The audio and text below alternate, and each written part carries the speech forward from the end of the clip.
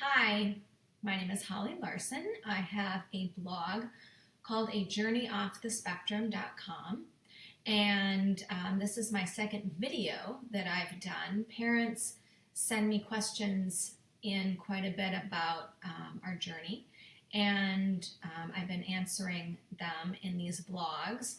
The question I'm going to answer today is, what vegetables did you use when fermenting them? We kept it very simple. We used organic cabbage and beets.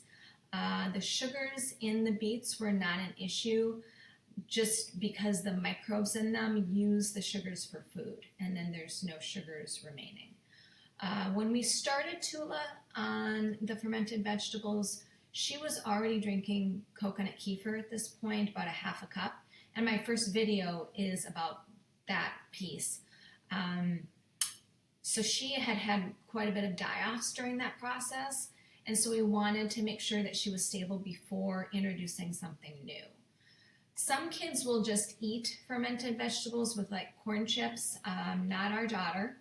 So what we did is, after we made them, we put them in a juicer, and we had this liquid, put some stevia drops in it to sweeten it a little bit, and used a syringe. Now, later on, when her gut was more healed, her taste buds changed, and then she could just eat the cultured vegetables. She actually really liked them.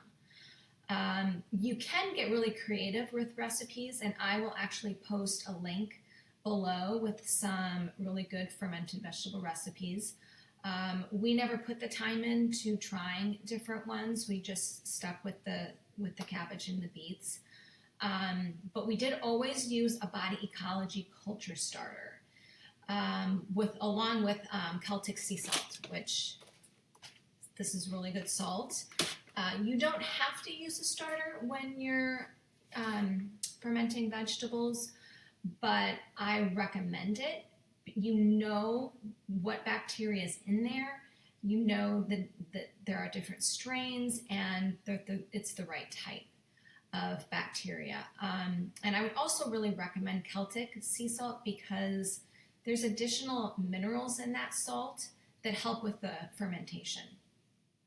You can either chop the vegetables or shred them in a food processor.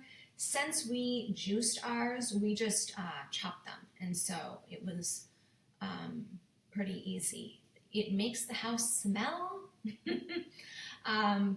but they do last a long time because you don't need a lot of cultured vegetables every day.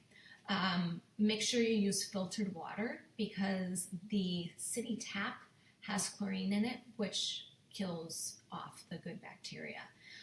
They're very easy to make, and instead of me explaining how to make them, I'm just going to post a beautiful video of exactly step-by-step how to make them.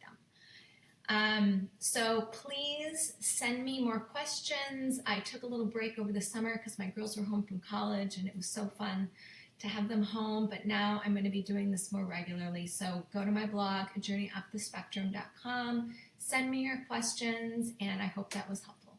Thanks.